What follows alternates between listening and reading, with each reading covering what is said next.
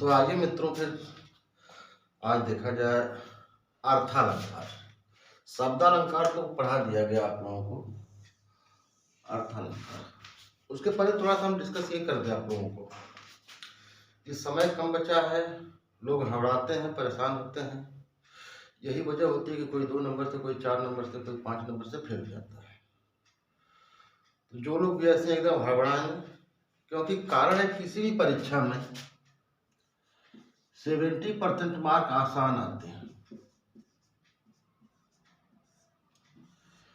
एक कलेक्टिव होते हैं, एक जगह मिलेंगे आपको, आराम से पढ़ेंगे तो ये आसान आ जाएंगे। 10% क्वेश्चन अति कठिन आते हैं।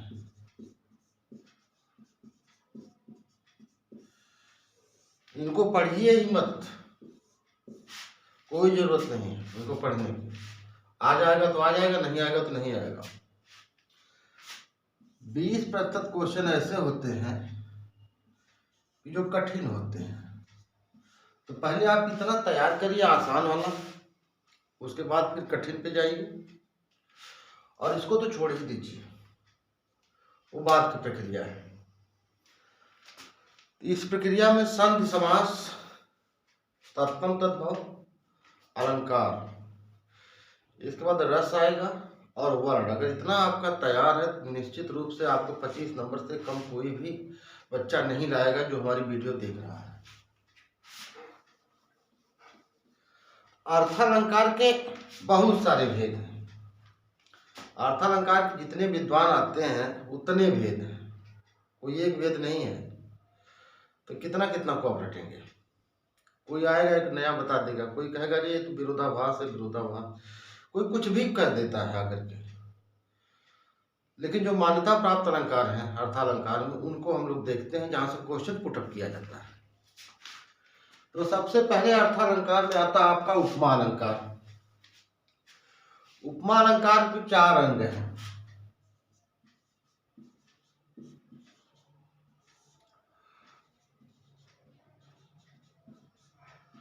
उपमेय, उपमान, और होता है वाचक धर्म और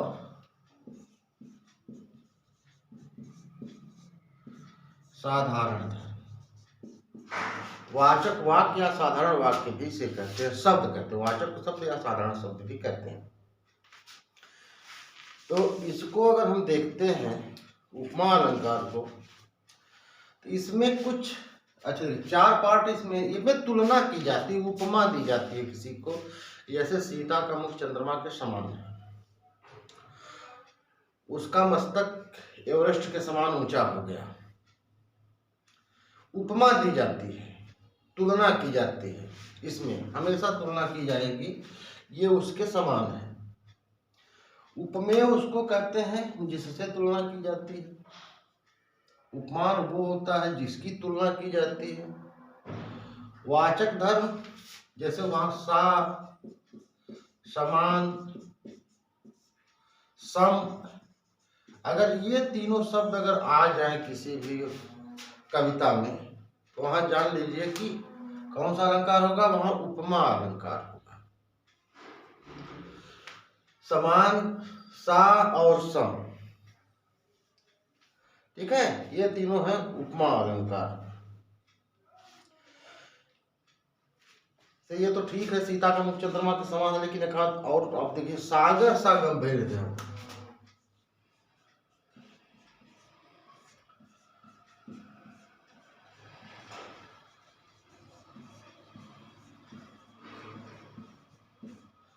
सागर सा गंभीर हृदय हो, गिर सा ऊंचक, गिर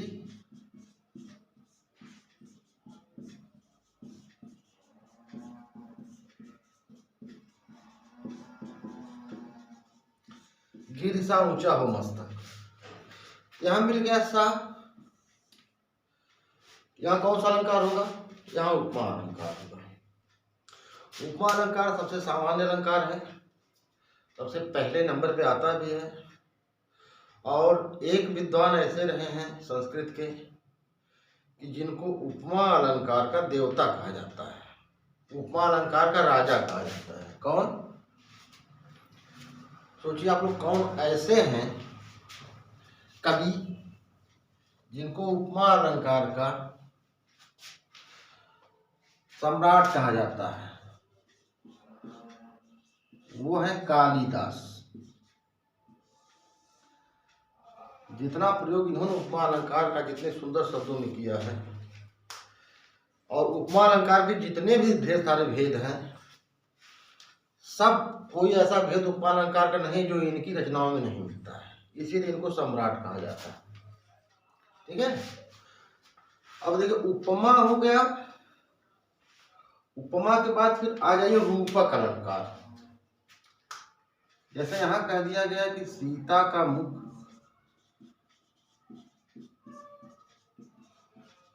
चंद्रमा के समान है। समान शब्द लग गया तो हो गया कौन सा अलंकार? उपमा। और यह कह दिया जाए कि सीता का मुख चंद्र है। ठीक है। यहाँ पे कौन सा अलंकार हो जाएगा? यहाँ पे हो जाएगा आपका रूपक अलंकार। ठीक है।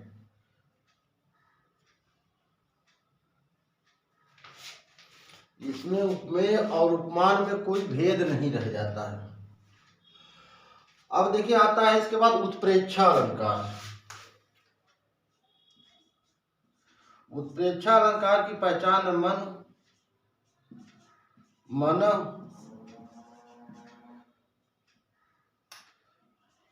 जन, जानो, ये चार शब्द जहां आ गए, मन मानो जन जानो,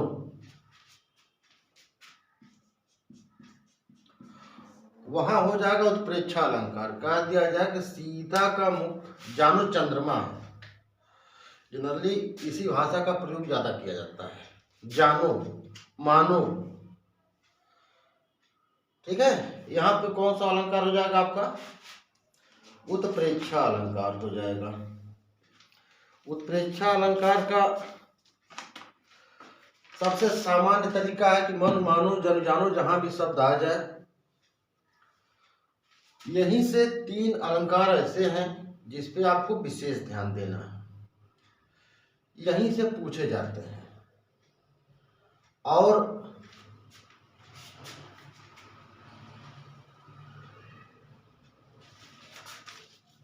यहीं से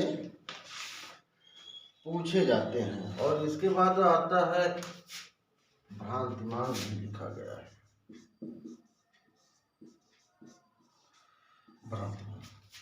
इसके बाद आता है प्रतीप अलंकार।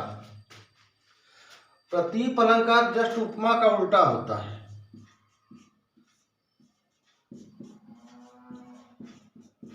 प्रतीप अलंकार उपमा अलंकार का जस्ट उल्टा होता है। उपमा में क्या कहा गया? सीता का मुख चंद्रमा के समान है। यहां कहा जाएगा चंद्रमा सीता के मुख के समान है। वहां हो जाएगा प्रतीप अलंकार, जस्ट उल्टा है उपमा का। और एक है विनोक्ति अलंकार। ठीक है। विनोक्ति अलंकार में क्या हो जाए? व्यर्थता बताई जाती है। जैसे किसी चीज की व्यर्थता,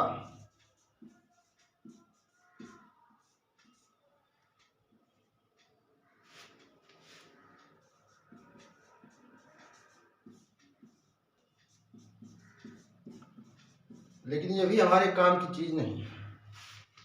ठीक है। मानवीकरण अलंकार है। मानवीकरण में क्या होता है? अलंकार में प्रकृति का, निर्जीव चीजों का ऐसा वर्णन किया जाता है कि जैसे लगता है कि जीवित वस्तुएं हैं। कैसे हो? जीवित वस्तुएं, उसको कहते हैं मानवीकरण अलंकार। ठीक है। और बहुत मतलब इसका भी नहीं है, इसको बताते हैं। और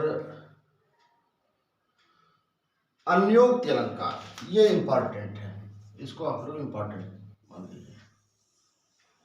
ये लगभग बड़ी परीक्षाओं में पूछा ही जाता है और ट्रेंड आ गया, छोटी परीक्षाओं में भी इसको पूछ रहे हैं। अन्योक्ति अलंकार में क्या होता है कि कोई भी चीज दूसरे के लिए कही जाती है, कहा जाता है दूसरा, लेकिन अर्थ दूसरे के लिए लगाया जाता है। जैसे आप लोगों ने पढ़ा होगा दोहा कि न ही पराग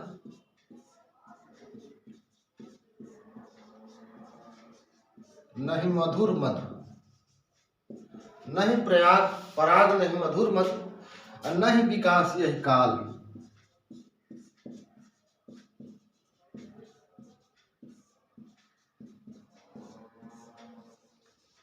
न ही विकास यही काल, आदि कली में ही बधो।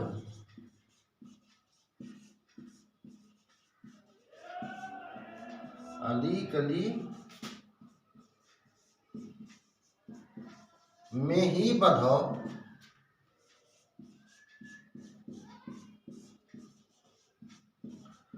आगे कौन हवा। वर्णन किया जा रहा है इस समय पुष्पों में पराग नहीं है।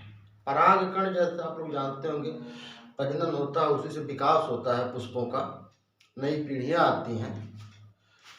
तो पुष्पों में पराग नहीं है, मधु में मिठास नहीं है, और न ही विकास यही काल, इस काल में कोई विकास नहीं हो रहा है। अली कली में ही बधम, अली मतलब होता है भंवरा। भंवरा कह रहे हैं कली में ही बधा हुआ है, मस्त है, वहीं घूम रहा है कली के आसपास। आगे कौन हवा, मतलब आगे भगवान कृपा है। कहने की तो ये मौसम का वर्णन है, लेकिन ये राजा जय सिंह थे,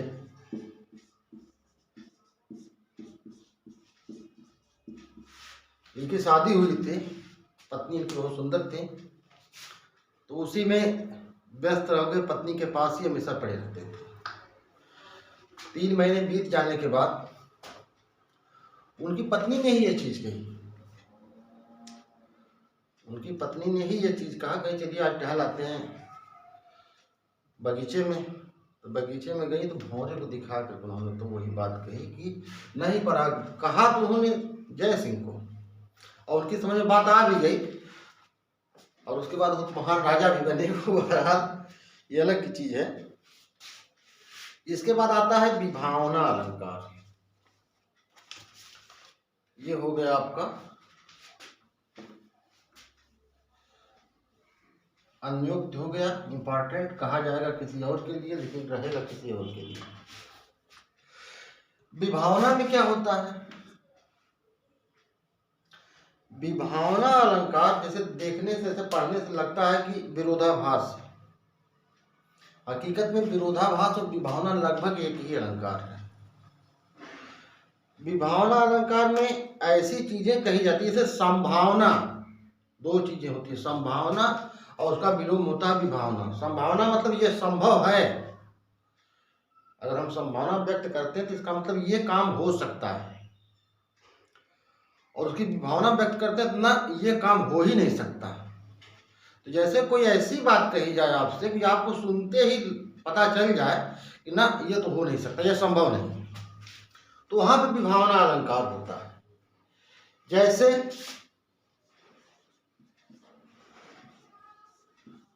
आप लोग अपने घर पे हर जगह सुने होंगे, और पहले के तो बुजुर्ग लोग अक्सर हमेशा क्या करते थे, बिन पग चले और सुने बिन काना। बिन पग चले सुने बिन काना, और कर बिन कर्म करे विधिनाना।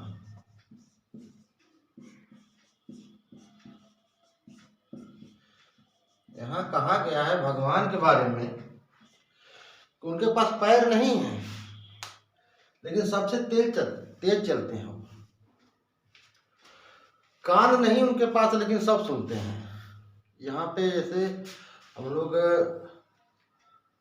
तो भक्ति में दो चीजें होती हैं, एक निराकार भक्ति, एक साकार भक्ति। ये निराकार भक्ति की बात कर रहा है कि पैर नहीं है लेकिन बहुत तेज चलता है, कान नहीं है बहुत तेज सुनता है, हाथ नहीं है लेकिन नाना प्रकार के कर्म करता है। नाना मतलब कई प्रकार के। देखने से ये लगता है कि ना ऐसा संभव नहीं है, लेकिन क्योंकि इसके पीछे कह दिया गया भगवान करते हैं, तब तो मानना ही पड़ेगा कि हाँ भाई हो सकता है। तो ये होता है विभावना अलंकार। विभावना के बाद दीपक अलंकार। तो दीपक है, आपने जलाया इसको, प्रकाश निकला चारों तरफ, इसके अंधेरा छट गया।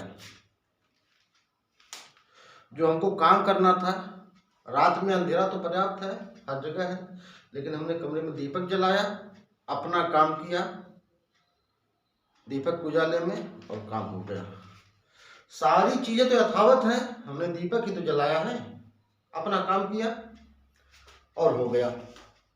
इसीलिए इस अलंकार को दीपक अलंकार इसलिए कहते हैं कि कारण उसका एक होता है लेकिन काम कई हो जाते हैं। जब कारण एक हो और कार्य कई हो जाए तो वहां पे होता है दीपक अलंकार। मतलब कारण एक हो और कार्य कई हो जाए,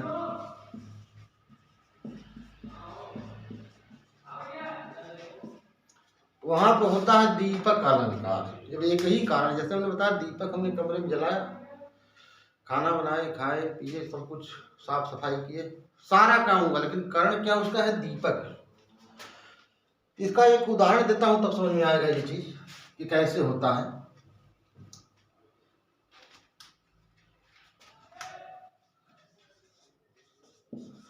कहत नटत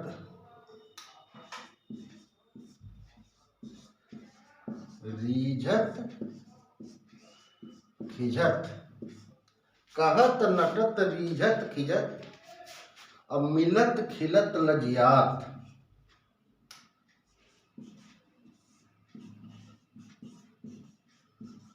मिलत खिलत लजियात। ठीक है। अब भरे मौन में, भरे भवन में करत हैं नैनन से सब बात। ठीक है। कहत नटत रीझत खिझत, तो यहाँ प्रेम का वर्णन है कि नायिका और नायक है, ऐसे जगह मिलते हैं जैसे शादी उदी का प्रोग्राम होता है जनरली आजकल। आप लोग इसको ध्यान देंगे समझ में आ जाएगा, इसको बात करना की जरूरत नहीं पड़ेगी, सिर्फ उदाहरण देना ही बाकी था इसका। कि कहत, नायक कहता है लेकिन प्रेमिका तुरंत मना कर देती है। जो लोग इशारे करते हैं तो कहते ना रीझत खिझत, नहीं पहले खिझत रिझत है। कहत नटत खिझत और रिझत, तो खिसिया जाता है नायक, गुस्सा हो जाता है, क्रोध में आता है। जब नायक क्रोध में आएगा तो नायिका को थोड़ा सा प्रसन्न करने के लिए रीझना पड़ेगा उसके ऊपर। अब मिलत खिलत लजियात, भारी सबके समझ में इसका अर्थ आ रहा होगा, अर्थ बहुत समझने की भी जरूरत नहीं है, ऑलरेडी अंडरस्टैंड है। भरे भवन में करत है, पूरा भरा हुआ है, जलता लगा हुआ है, बहुत सारे लोग हैं, लेकिन नैनों ही नैनों से सारी बातें हो जा रही, जुबान खोलने की जरूरत नहीं, सारी बातें हो गई नैनों ही नैनों में। ये होता है आपका दीपक अलंकार। ठीक है। अब तो दीपक अलंकार में किसी कोई दिक्कत नहीं होगी। इसके बाद आता है कौन? असंगत। असंगत अलंकार। असंगत अलंकार में क्या है कि जैसे चोट किसी और को लगे और कष्ट किसी और को हो। जैसे चोट मुझे लगे तो दर्द भी तो मुझे होना चाहिए, लेकिन वो दर्द किसी और को हो तो ये असंगत है। मतलब जो फिट न बैठे, किस पे? तर्कों पे न फिट बैठे, वहां असंगत अलंकार होता है। जैसे रामायण में एक प्रसंग आया है कि हृदय घाव, हृदय में चोट लगी है, हृदय घाव मेरे और पीर रघुवीर। जब लक्ष्मण को शक्ति लगती है तो बेहोश हो जाते हैं। जब होश में आते हैं तो उनको सारे लोग सब बात बताते हैं। तो फिर जब आते हैं वापस वो अयोध्या में, तब वो अपनी माँ से कहते हैं कि हृदय घाव मेरे पीर रघुवीर। चोट तो मुझे लगी सीने में, बेहोश मैं हुआ, लेकिन उसका कष्ट हुआ किसको? श्री राम को। तो कष्ट एक लोगों को हुआ और चोट एक लोगों को लगी, इसीलिए इसको कहते हैं असंगत अलंकार। अब उसके बाद आता है आपका भ्रांतिमान, जो ये इंपॉर्टेंट अलंकार है। इंपॉर्टेंट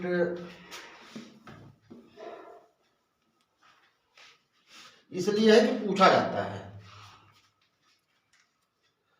दो और बचे हुए हैं इंपॉर्टेंट, एक है भ्रांतिमान और एक संदेह अलंकार। भ्रांति या मान में क्या होता है? किसी अन्य वस्तु का भ्रम हो जाए।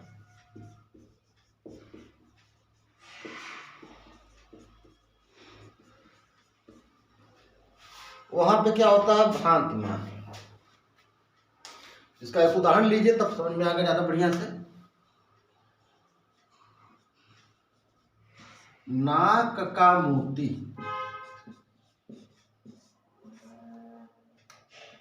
नाक का मोती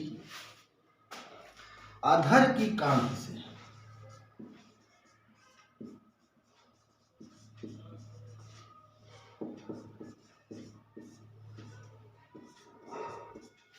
अधर की कांति से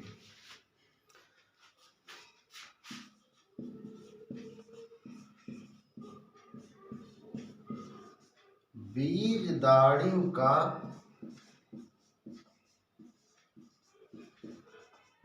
समझकर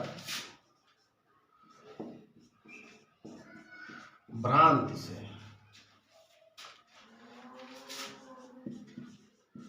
देख कर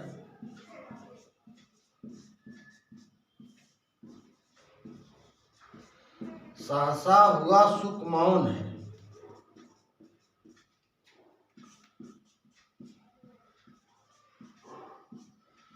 सोचता है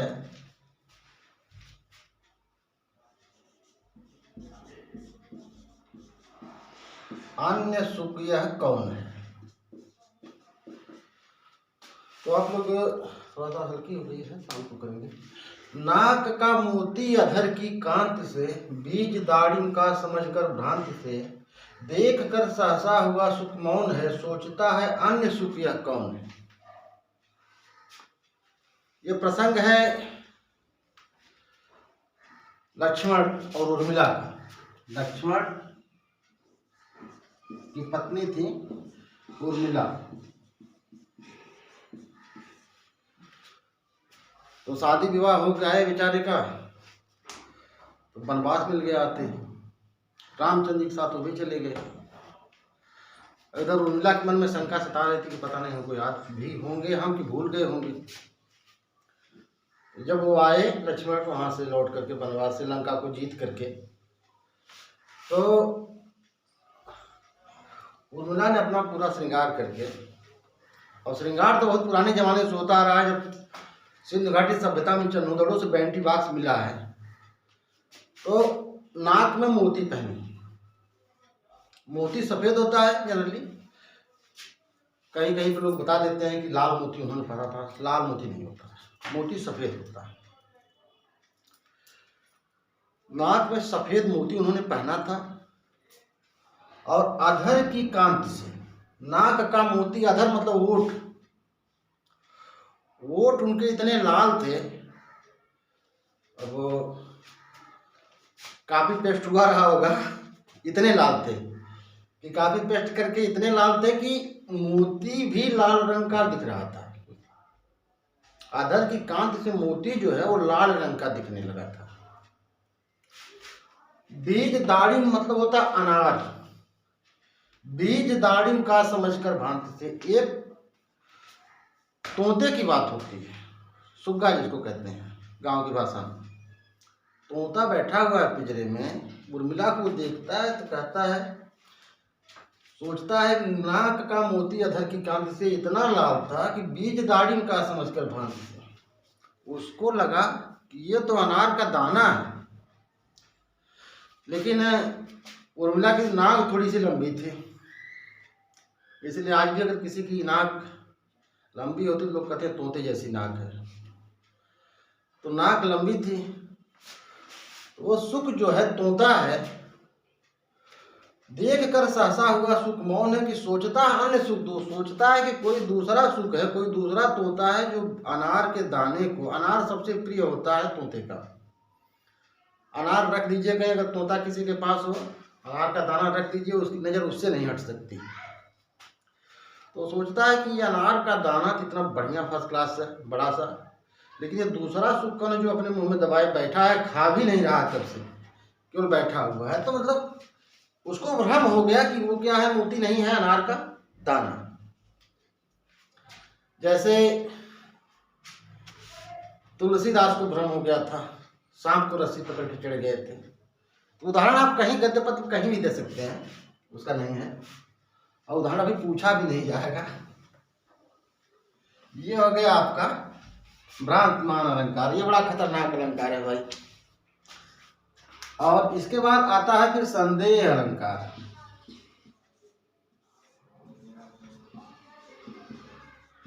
संदेह अलंकार, इसमें भ्रम तो होता है लेकिन डिसाइड नहीं हो पाता है कि सांप है या रस्सी है, रस्सी है या सांप है, इस चीज का डिसाइड नहीं कर पाता है। भ्रांतिमान में क्या होता है, उसको भ्रम हो जाता है कि हाँ ये सांप है, अगर रस्सी है तो सांप समझ सकता है। लेकिन संदेह अलंकार में भ्रम दूर नहीं होता है। जैसे इसका उदाहरण है कि दुशासन जब साड़ी खींच रहा था द्रौपदी की बड़ी सभा में, तो कहा जाता है कि साड़ी बढ़ती चली जा रही थी चीर।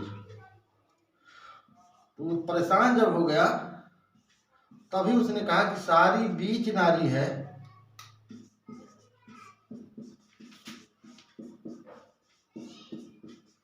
कि नारी बीच सारी है, सारी ही की नारी है कि नारी की ही की सारी है। मतलब उसका संदेह जहां दूर नहीं होता है वहां पे होता है संदेह अलंकार। आप लोगों को समझ में इतना तो आ ही गया होगा। अब थोड़ा सा कहिए तो हम कल का दोहरा भी दें एक बात। जैसे शब्दालंकार में अनुप्रास, श्लेष, ठीक है, तो यमक 3 अलंकार थे। अनुप्रास में क्या था, एक वर्ण की आवृत्ति बार बार हो।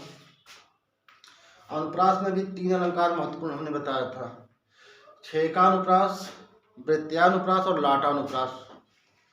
इसको रटे रहिए, अगर तीनों नहीं रट पाते हैं तो कम से कम वृत्त्यानुप्रास तो जरूर रटे रहिए। जनरली सारे उदाहरण वहीं से आते हैं और सारे क्वेश्चन भी लगभग वहीं से आते हैं, और छेकानुप्रास भी कभी कभी पूछता है, तो 3 तो रट लीजिए। छेकानुप्रास मतलब हमने बताया छेकना, रोकना। एक चीज आई यहाँ एक बार, दूसरी बार जो आई वहीं स्टॉप हो जाता है, दोबारा नहीं आ सकती। उसको कहते हैं छेकानुप्रास। लाटानुप्रास में क्या होता है, वो चीज बार बार आती है। वो चीज क्या होती है, बार बार आती है। और इतनी बार आती है कि उससे मतलब 2 बार से अधिक बार आती है, मतलब वृत्त बन सकता है। लाटानुप्रास में लट मतलब एक वाक्य का अंग ही वापस आ जाएगा, अंग ही पूरा उसका वापस आ जाएगा। ये 3 इंपॉर्टेंट हैं। दूसरा हमने बताया था यमक अलंकार और श्लेष अलंकार। एक शब्द बहुअर्थ बतावे, श्लेष भाव कविता में आवे। अगर कहीं पे एक शब्द के बहुत अर्थ हैं तो वहां पे कौन सा अलंकार होगा, श्लेष अलंकार। जैसे सुवर्ण को खोजत फिरे कवि व्यभिचारी चोर। यहाँ सुवर्ण शब्द तो एक बार आया है, लेकिन उसका 3 अर्थ है। कवि के अर्थ में क्या है, सुंदर शब्द, व्यभिचारी सुंदर रंग, और चोर मतलब सोना। लेकिन अगर किसी भी गद्य पद्य में, काव्य में जहां भी एक शब्द 2 बार आए और दोनों बार उसका अर्थ अलग अलग हो तो वहां पे यमक अलंकार हो जाएगा। जैसे कनक कनक ते 100 गुनी मादकता अधिकार, या खाए बौराय जन वा पाए बौराय। यहाँ एक कनक का अर्थ है धतूरा, दूसरे का अर्थ है सोना। तो यहाँ कौन सा अलंकार हो जाएगा, यमक अलंकार। ठीक है, ये अलंकार हो गया। आपको इतना पूछा जाएगा। हमने पहले ही आप लोगों से बता दिया कि 70% क्वेश्चन, लगभग 105 क्वेश्चन मैं कवर करा दूंगा पूरा। आप लोग इतना 150 क्वेश्चन आता है तो 150 क्वेश्चन में इतना आप कवर कर लेंगे आराम से। कैसे करेंगे, अब मैं थोड़ा एक्टिव हो गया हूँ क्योंकि आज एडमिट कार्ड भी हो सकता है शाम को जारी हो जाए। कल पूरी डिटेल बताऊंगा कि क्या पढ़ना है, कैसे पढ़ना, और रणनीति, बिना रणनीति के नहीं जीता जाता। कोई भी युद्ध, कल भी हमने बताया था कि बिना रणनीति के आप जीत नहीं सकते। तो रणनीति बनाइए, जो पढ़ना है उसको पढ़िए, वहां से नंबर लीजिए। जो नहीं पढ़ना है वहां से भी नंबर लीजिए। वहां से कैसे लेंगे ये कल बताऊंगा। और कल रस पूरा पढ़ा दूंगा, उसके बाद वर्ण विचार भी शुरू कर दूंगा कल। और हमारी शुभकामनाएं आप लोगों के साथ हैं। बेस्ट ऑफ लक, पढ़िए, मेहनत करिए। 10 दिन का समय है, 10 दिन के लिए सब कुछ भूल जाइए, अपना अस्तित्व भूल जाइए। मेरा दावा है कि कोई रोक नहीं सकता आपको परीक्षा में पास होने से और बढ़िया नंबर लाने से। ओके।